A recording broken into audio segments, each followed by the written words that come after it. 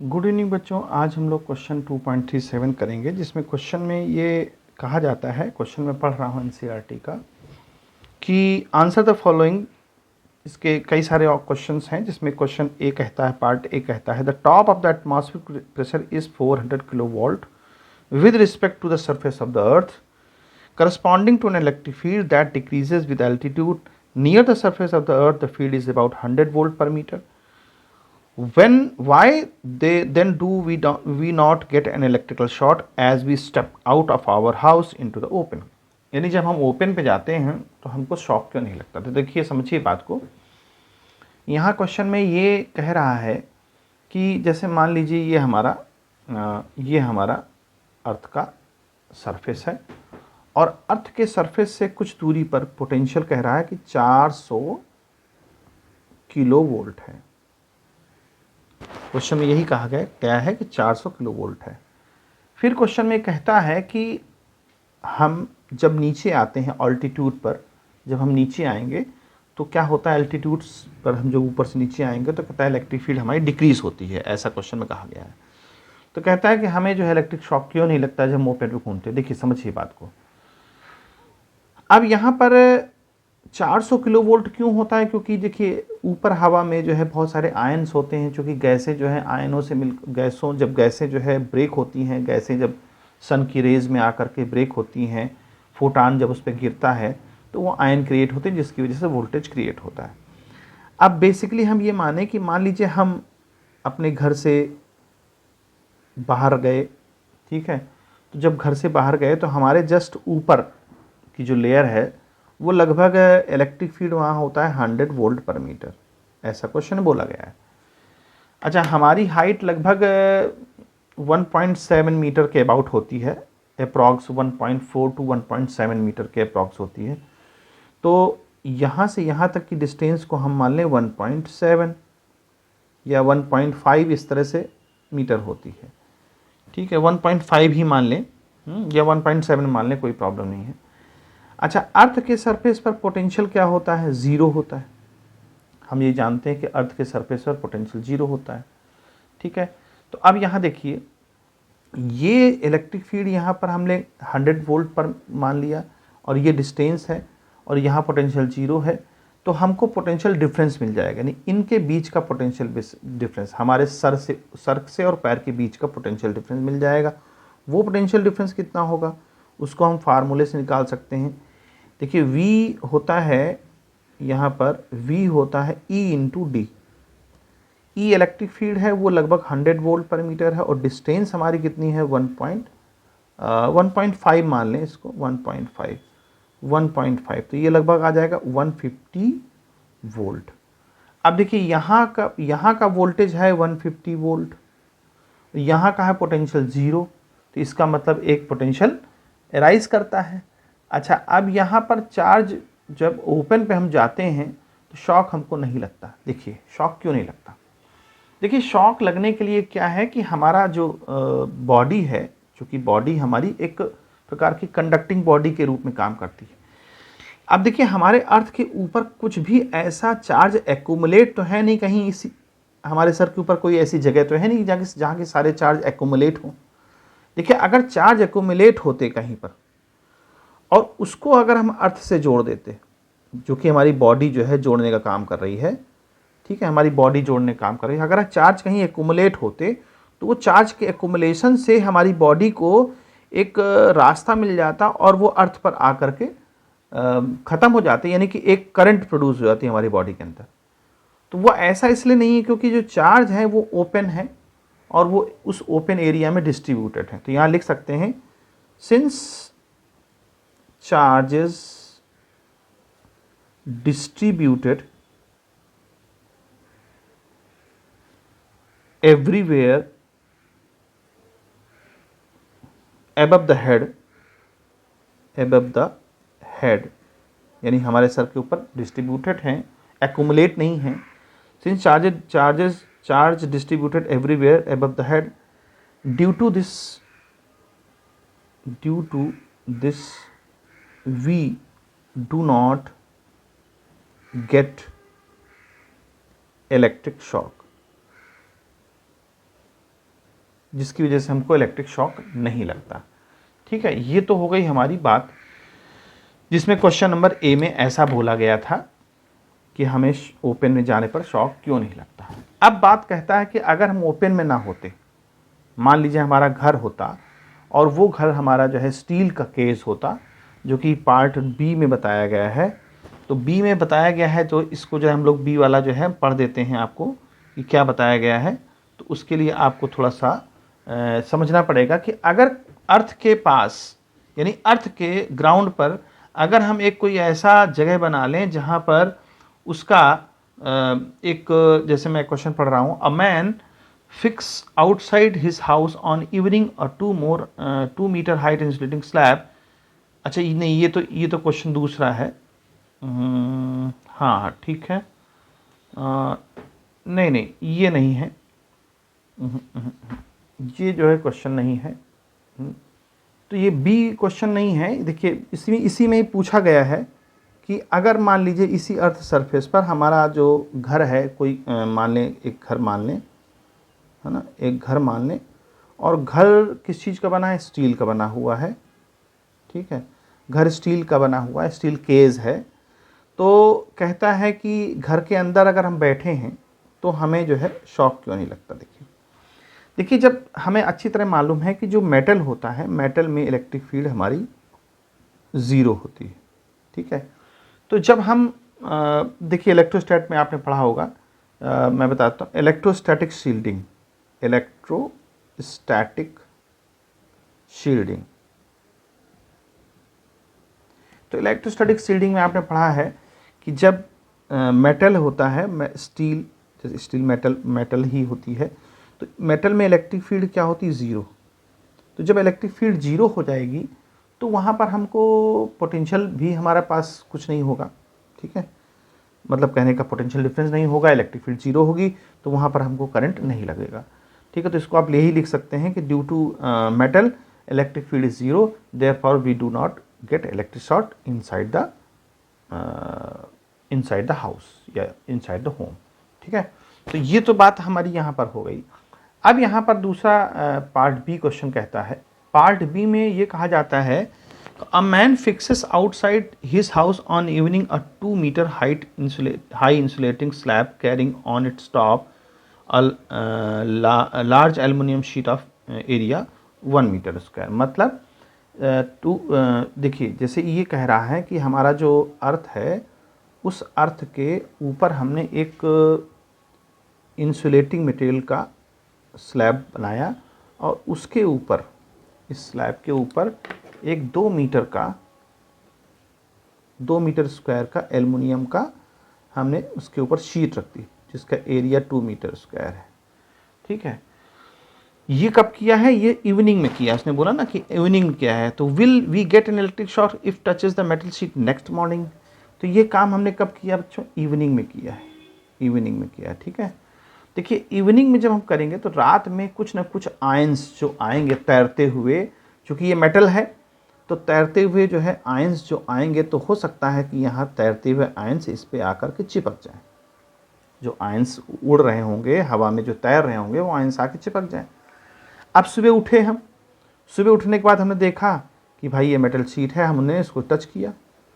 अगर हम उस मेटल शीट को टच करते हैं तो क्या होगा, हमारी जो बॉडी है, जो हमारी बॉडी है वो बॉडी तो इन कंडक्टिंग मटेरियल बन जाएगी, क्योंकि यहाँ पर चार्ज जब जमा हो गए, हमने आपसे बताया था ना कि चार्ज जमा हो गए, तो जैसे चार्ज जमा हो जाएंगे तो ये टच करेंगे, टच करते ही हमारी बॉडी क्या बन जाएगी, कंडक्टिंग मटेरियल बन जाएगी, जिसकी वजह से जो है चार्ज जो है सारा अर्थ में जाने लग जाएगा। और हमने आपको पहले बताया था पोटेंशियल डिफरेंस जो है वो अबाउट 150 वोल्ट हो जाता है हमारी हाइट पर, तो जिसकी वजह से क्या होगा, हमें थोड़ा सा शॉक लगेगा। तो क्या लिख सकते हैं, इसमें लिख सकते हैं कि we gate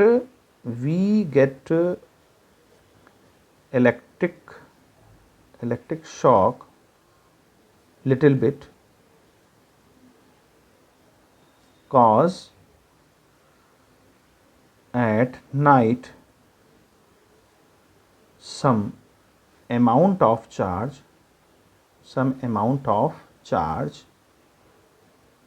will accumulate and after touching whole accumulate, मैं शॉर्टकट में लिख रहा हूँ, whole accumulate charge run towards earth, so it happens।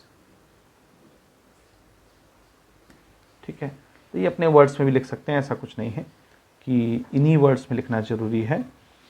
ठीक है, तो ये अपने वर्ड्स में भी हम लोग लिख सकते हैं। फिर आती है बात दूसरे क्वेश्चन की, जो कि इसमें बोला गया है, क्वेश्चन में पढ़ दे रहा हूँ। The discharge current in the atmosphere due to small conductivity of air is known 1800 ampere on an average over the globe. Why then does the atmosphere not discharge itself completely in due course of become electrically neutral? In the other word, what keeps the atmosphere charge? देखिए, इसमें जो है कहता है कि जैसे मान लें, थोड़ा सा इसको हम पिक्चराइज कर लेते हैं। इसमें हम ये मान लें, एक सेकेंड इसको ठीक कर देता हूँ मैं। देखिए, यहाँ पर हम ये मान लें कि ये हमारा जो है अर्थ है। ठीक है, और अर्थ के चारों ओर एक एटमॉस्फेयर है जो हमारे चारों तरफ होता है, और वहाँ पर हम जानते हैं आयंस होते रहते हैं। ठीक है, तो जो आयंस भरे होते हैं, यहाँ जो आयंस यहाँ भरे होते हैं, है ना, गैसों की वजह से, क्योंकि गैसों में डिस्चार्ज होता रहता है, आयंस बनते रहते हैं।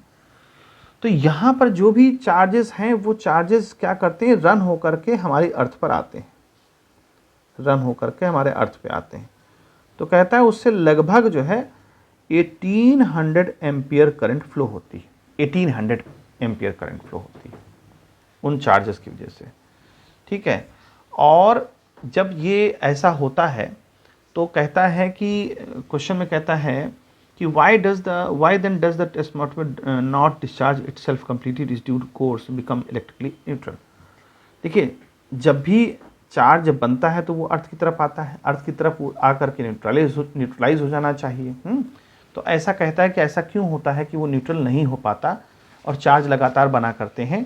ठीक है, तो देखिए, इसका कोई ऐसा कोई ऑथेंटिक वो नहीं है कि इसमें होता ये है कि जो भी चार्ज यहाँ बन रहते हैं, वो चार्ज जो है करंट फ्लो कराते हैं 1800 एम्पियर की। ठीक है, अब क्या होता है कि जो बादल होते हैं, देखिए बादल जो होते हैं, वो बादल क्या करते हैं, जो क्लाउड होते हैं, वो क्लाउड क्या करते हैं, वो रब करते हैं, क्लाउड रब करते हैं आपस में। और जब क्लाउड रब करते हैं तो वो रब करने से क्या होता है, चार्ज क्रिएट होता है, चार्ज क्रिएट होता है। ठीक है, और वो चार्ज कैसा होता है, निगेटिव चार्ज होता है, निगेटिव चार्ज होता है। ठीक है, वो चार्ज हमारा निगेटिव होता है, वो भी अर्थ की तरफ दौड़ता है, क्योंकि आपने देखा होगा जब लाइटनिंग होती है, जब बादल गरजते हैं बारिश के समय, या जब हम नहीं मतलब बादल जब आपने देखा हो गरजते हुए, तो गरजने के बाद वो जो है क्या करते हैं, लाइटनिंग क्रिएट होती है और सारा चार्ज जो है हमारे अर्थ पर आने की कोशिश करता है। तो अब वहाँ पर जो हवाएं हैं, हवा की वजह से 1800 आयन क्रिएट, मतलब 1800 एम्पियर क्रिएट होता है, और जो चार्ज क्लाउड की वजह से रब करके हमको मिलता है वो नेगेटिव चार्ज मिलता है 1800 एम्पियर। तो होता क्या है कि जो टोटल चार्ज है वो न्यूट्रल हो जाता है, इसीलिए अर्थ हमारी न्यूट्रल बनी रहती, तभी हम कहते हैं ना अर्थ न्यूट्रल है। तो इसी वजह से हमको लगता है कि अर्थ न्यूट्रल है। लेकिन वो ऐसा नहीं कि चार्ज बनना ख़त्म हो जाता है, चार्ज बनते रहते हैं, चार्ज हमारा चार्ज का एक्युमुलेशन होता रहता है, क्योंकि होता ये है कि जो क्लाउड है वो आफ्टर ऑल रब करते ही रहते हैं, ऐसा नहीं है कि ये चार्ज जो है हमेशा न्यूट्रल हो जाता है। तो क्लाउड रब करते रहते हैं, जिसकी वजह से चार्ज क्रिएट होता रहता है। तो ये जीरो नहीं होता, नॉट जीरो। अर्थ हमारी न्यूट्रल होती है, बात सही है, अर्थ हमारी न्यूट्रल हो जाती है, क्योंकि प्लस इतना अर्थ की तरफ आता है और नेगेटिव क्रिएट होता है रबिंग की वजह से। लेकिन तब भी कुछ ना कुछ रबिंग होती रहती है, जिसकी वजह से हमारे जो है क्लाउड में चार्ज बना रहता है, और जिसकी वजह से ये टोटल न्यूट्रल नहीं होता है। ठीक है, तो यहाँ पर हम ये कह सकते हैं कि आप यहाँ पर लिख सकते हैं कि ड्यू टू लाइटनिंग, या है ना, यहाँ पर लिख सकते हैं कि due to air current from 1800 ampere and due to rubbing of cloud, same negative charge 1800 ampere due to rubbing of cloud, same negative charge 1800 appear and on the earth, so it become neutral. But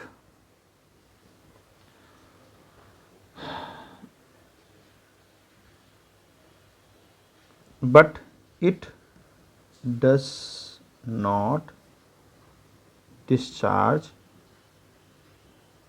completely cause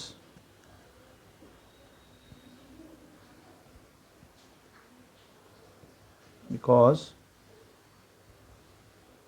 some charge create due to rubbing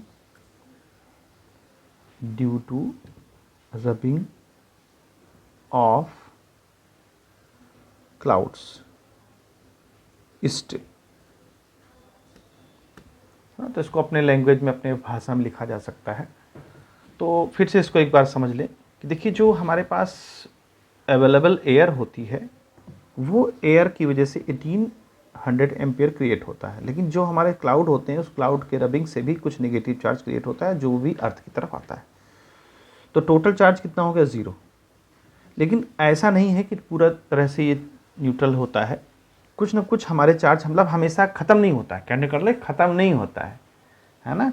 ये अर्थ तो neutral हो जाती है लेकिन total charge ख़त्म नहीं होता है, कुछ ना कुछ वो चार्ज वहाँ रबिंग से। देखिए हमेशा हवा में आपने देखा होगा, बारिश हो ना हो, है ना, ऐसा नहीं कि बारिश के समय लाइटनिंग होती है ना, बारिश के समय तो लाइटनिंग होती है, लेकिन ऐसा नहीं है कि चार्ज ख़त्म हो जाता है। क्लाउड्स हमेशा आपने देखे होंगे कि ड्राई दिनों में भी जो है क्लाउड बनते हैं और क्लाउड रब करते हैं, जिसकी वजह से वह कम्प्लीटली न्यूट्रल नहीं रहता है हमारा एटमॉस्फेयर, वो हमेशा कुछ न कुछ चार्ज क्रिएट होते हैं, आयन क्रिएट होते रहते हैं। तो वही इसका रीजन है, इसको अपने वर्ड्स में अथॉरिटिक रूप से लिख सकते हैं।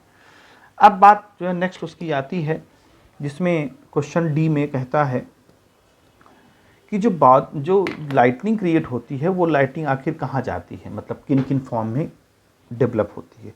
तो देखिए, जो इलेक्ट्रिकल एनर्जी हमारी बनती है, इलेक्ट्रिकल एनर्जी जो हमारी बनती है, आपने देखा होगा बादलों के रब करने से इलेक्ट्रिकल एनर्जी क्रिएट होती है, इलेक्ट्रिक चार्जेस क्रिएट होते हैं जिसके हम इलेक्ट्रिक एनर्जी कह सकते हैं।